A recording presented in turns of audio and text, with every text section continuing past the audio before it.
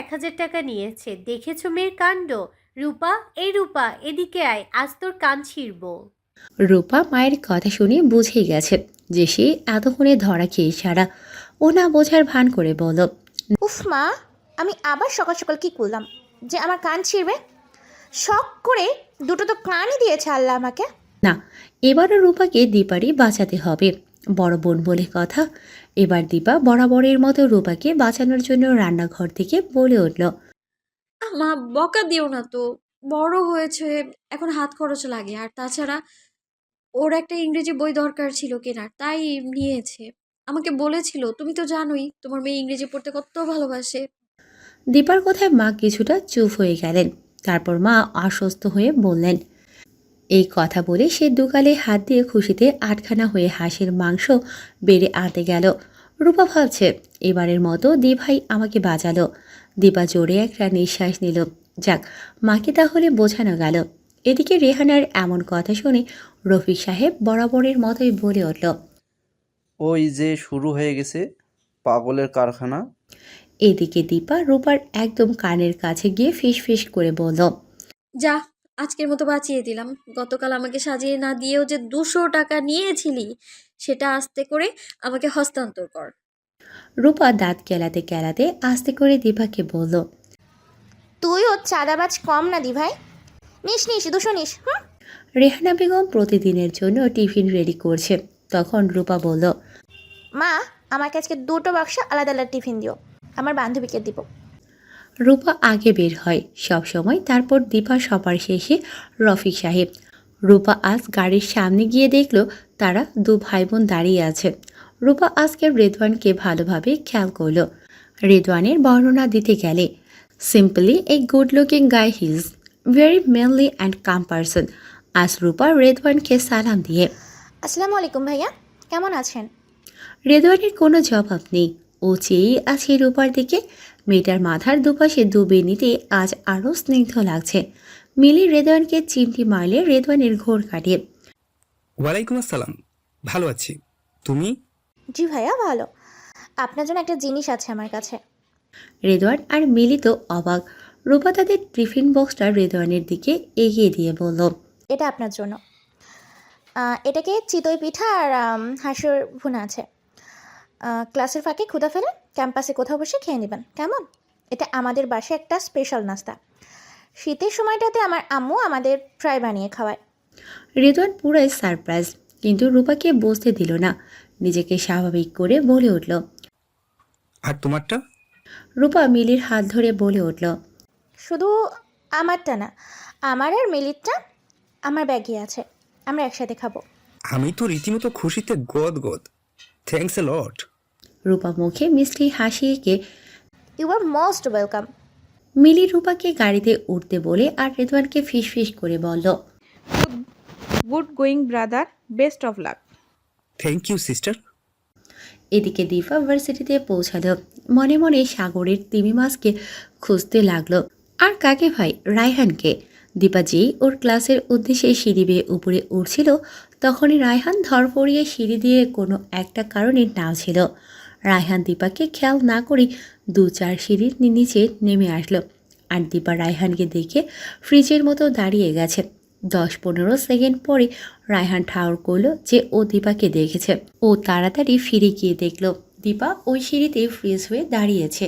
ও মনে মনে ভাবল, কি মেয়ে রে বাবা, এত ভয় পেলে চলে? নিশ্চয়ই আমাকে দেখে এইভাবে দাঁড়িয়ে আছে। ও দীপার কাছে গিয়ে ওকে ডাক দিয়ে বলল, এই এই এই যে ম্যাডাম। দীপা হক চুকিয়ে বলে উঠল। জি, এই নিন আপনার টিফিন। রায়হান দীপার দিকে চেয়ে আছে। একদম সাধারণ একটা মেয়ে যাকে বলে। সাজগোজের ছিটে ফোটাও নেই।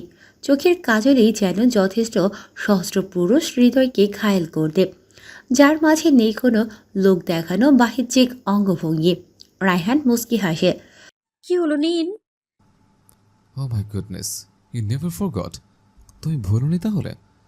তুমি নিজের হাতে বানিয়েছো তো? তা না হলে আমি খাবো না কিন্তু। জি, কথা দিয়ে কথা রাখার যথেষ্ট সৎ সাহস আছে আমার। আমি নিজের হাতে বানিয়েছি, তবে কারিটা আমার আম্মু করেছে। কথাটা শেষ করে দীপা এক দৌড়ে ক্লাসে চলে গেল। আর আখিকে মনে মনে ইচ্ছে মতো গালিগালাজ করছে, কারণ আজও আসেনি। ইস রে, এইভাবে ছোলাছুলি করলে কিভাবে হবে কলিজা? আমার কাছ থেকে কোথায় পালাবে তুমি? ঘুরে ফিরে আমার মনের রাজপ্রাসাদেই ফিরে আসতে হবে তোমায়। কোথাও যেতে দিব না আমি তোমাকে। That's my promise to my Sparrow bird. এদিকে গতকাল যে বকাটে ছেলেদের রায়হান মেরেছিল, ওরা ফিরে এসেছে জামিনে। আর নিজের মতো বলাবলি করে যে রায়হানকে এমন উচিত শিক্ষা দিবে যেন সারা জীবন মনে থাকে। ওদের মধ্যে একজন বলে উঠল। ওইদিকে ক্লাস শেষে দীপা বের হলো সবার সাথে। বাসায় যাওয়ার উদ্দেশ্যে যখন সে নামছিল, তখনই আচমকা টান দিয়ে কেউ ওকে বিশাল একটা খালি হল রুমে নিয়ে এলো। ঘটনার দ্রুততায় দীপা বুঝতেই পারেনি যে ওকে কেউ টান দিয়েছে আর কোথায় নিয়ে যাচ্ছে। যখন দীপা ওর হাতটা ছাড়া পেল আর সামনে তাকালো, সামনে এক আজরায়েলকে আবিষ্কার করলো তার। ওর গলা শুকিয়ে কাঠ কয়লা। এ তো আর কেউ না, সাগরের তিমি রায়হান। আম- আপনি সাথে সাথেই আমি মাথা নিচু করে ফেলি। আমাকে এইভাবে টেনে নিয়ে আসার কারণ কি? একবার রায়হান দীপার চারপাশে গোল গোল ঘুরে ওকে ভালোভাবে দেখে ওর সামনে এসে দাঁড়িয়ে প্যান্টের দু পকেটে দু হাত ঢুকিয়ে বলল, শ্, আচ্ছা, তুমি সবার সাথে কথা বলার সময় স্বাভাবিকভাবেই কথা বলো, খেয়াল করেছে। তাহলে আমার সামনে আসলে এমন করো কেন? আমার কি ভয় লাগে? মাথা নিচু অবস্থায় দীপা এক সেকেন্ডও দেরি না করে বলে ফেলল, জি জি, খুব। তারপর আমি ওর আরেকটা কাছে গিয়ে, আচ্ছা, কখন কখন ভয় লাগে আমাকে? দীপা মাথা নিচু করে ঠায় দাঁড়িয়ে। বলবো? রায়হান নরম শীতল কণ্ঠে বলে। হুম, একদম নিঃসংকোচে। দীপা কিছুক্ষণ চুপ থেকে ঘন ঘন শ্বাস ছাড়ছে। মাথার চারপাশ দিয়ে মাছি দৌড়াচ্ছে। সারা পৃথিবীর ভয় এসে চাপে দীপার ঘাড়ে। যখন রায়হান ওর সামনে আসে, আর আসবেই না কেন, প্রথম দেখা থেকেই রায়হানকে দেখেছে শুধু মারপিট করতে। দীপা এইবার নীরবতা ভেঙে নরম আওয়াজে বলে ওঠে, যখন আমি আপনাকে দেখি তখনই ভয় পাই। যখন আপনি ধমক দেন, ধমক দিয়ে কথা বলেন তখন ভয় পাই। য- যখন আপনি মারপিট করেন তখনও ভয় পাই। যখন আপনি সিঁড়ি দিয়ে তরতর করে নামেন আর আমি যদি ওই সিঁড়ি দিয়ে উঠতে থাকি তখনও ভয়ে ফ্রিজ হয়ে যাই। আর আর ওকে, আর? দীপা কিছুটা অপ্রস্তুত তবুও বলে ফেলল, আর এই যে আপনি এখন আমার এত কাছে দাঁড়িয়ে আছেন, আমার এখনো অনেক ভয় লাগছে। আমি চোখ মুখ খিচে বন্ধ করে বললাম, আচ্ছা, আপনি কি আমার কাছ থেকে একটু দূরে দাঁড়াতে পারবেন? দীপার যেন জানটা বের হয়ে যাওয়ার উপক্রম। ওর সাথে এমনটা এর আগে কোনোদিন ঘটেনি, কোনোদিন না। যেন ওর ভেতরের প্রাণ পাখিটা বের হয়ে যেতে চাইছে। রায়হান দীপার কাছ থেকে দু কদম দূরে গিয়ে, আচ্ছা ঠিক আছে, দূরে দাঁড়ালাম। এখন আমার দিকে একটু তাকাও প্লিজ, একবার। আমি তো এখনও তোমার চোখের রংটাও জানি না কেমন। আচ্ছা, তোমার চোখের রং কি পানিতে ফুটে থাকা পদ্ম ফুলের মতো? খুব দেখার ইচ্ছে আমার। দীপা এই কথাটা শোনার সাথে সাথেই মাথা উঁচু করে মায়াবী একটা ভঙ্গি নিয়ে জিজ্ঞাসু দৃষ্টিতে রায়হানের দিকে তাকালো আর ভাবল, এ আবার কেমন কথা? আমি তো জীবনেও শুনিনি এমন কথা। লোকটার নাম আখির মুখে শুনেছি, রায়হান। বাচনভঙ্গি কি মার্জিত, অথচ কথার সাথে কাজের আচরণগত কোনো মিলই নেই। এমন কি আবার কারো চোখের রং হয় নাকি? কি জানি বাবা। দীপার এভাবে মুখ উঁচু করে মায়াবী দৃষ্টিতে তাকানোর সাথে সাথে রায়হান মনে মনে বলে উঠল। সুবহান আল্লাহ। বুকের ভেতরটায় চিনচিন ব্যথা হওয়ায় বাঁ পাশটাতে হাত রেখে সে তার নিজের হৃদয়ের সাথে কথোপকথনে মেতে উঠল আর বলল, উফ, থেমেছে তুই? এভাবে বিট করিস না, আমি সহ্য করতে পারছি না।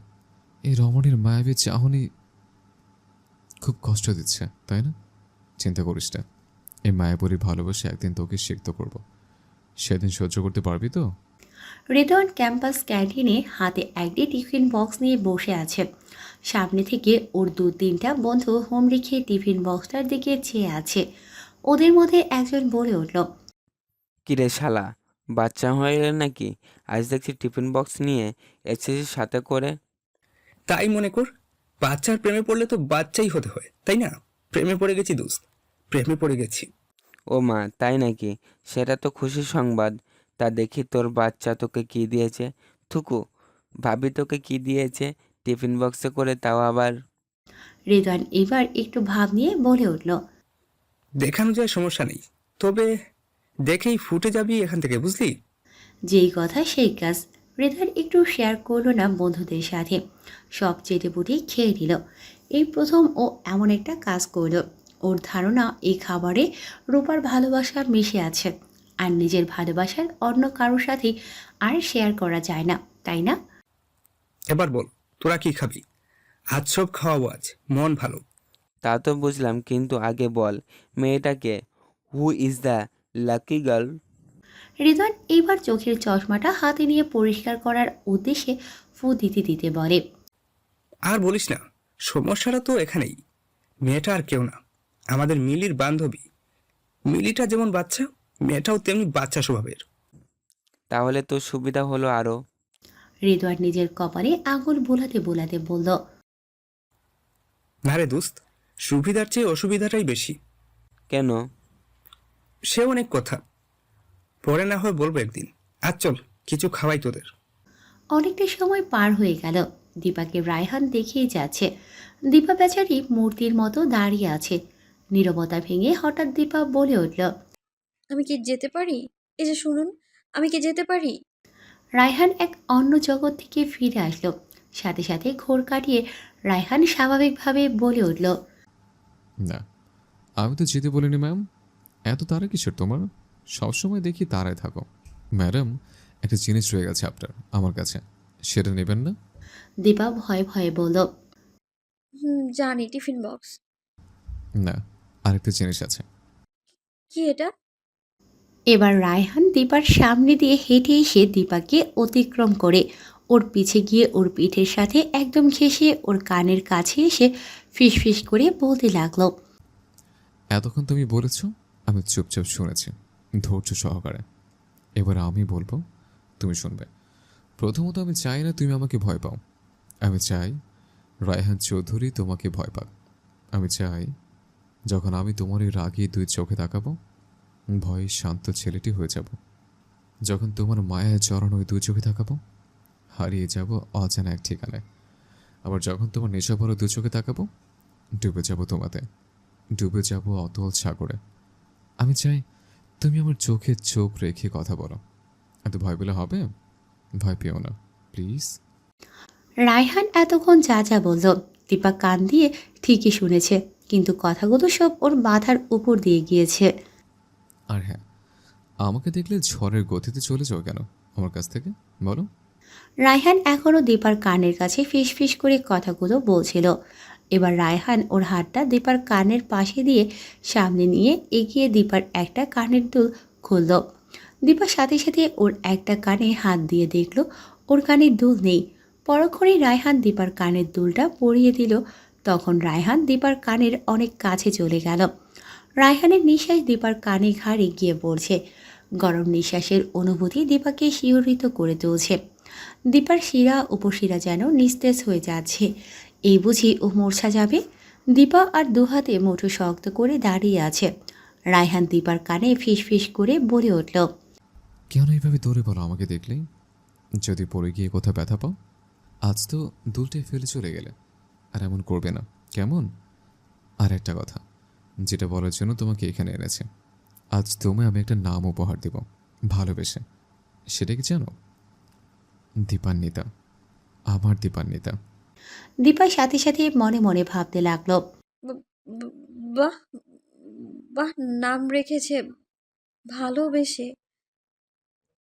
আবার কি বলে? তা নাম যে রেখেছিস, হাকিকাটা কে দিবে রে শুনি? শালা বদের হাড্ডি, কবুতরের গু, নীল তিমির বাচ্চা। তোকে তো আমি দেখে নিব, তোর খবর করে ছাড়বো একদম। যদি না পারি তবে আমার নাম দীপা নিতে না। আরে ধুর, আমি আবার কি বলছি এসব? হ্যাঁ, আমার নাম দীপা না, এই বলে রাখলাম। এবার ঠিক আছে, শান্তি শান্তি। সারা পৃথিবীর প্রলাপ বকে যেই দীপা পিছে তাকালো, দেখলো সেখানে রায়হান নেই। সে জোরে একটা নিঃশ্বাস নিল আর বলল। বাঁচলাম। এই সব কিছু এতক্ষণ একটি ছেলে মনোযোগ দিয়ে জানালার ফাঁক দিয়ে দেখছিল। আর দেখার পর একটা টেবিল হাসি দিয়ে বলল, বকাটা ছেলে মোর না।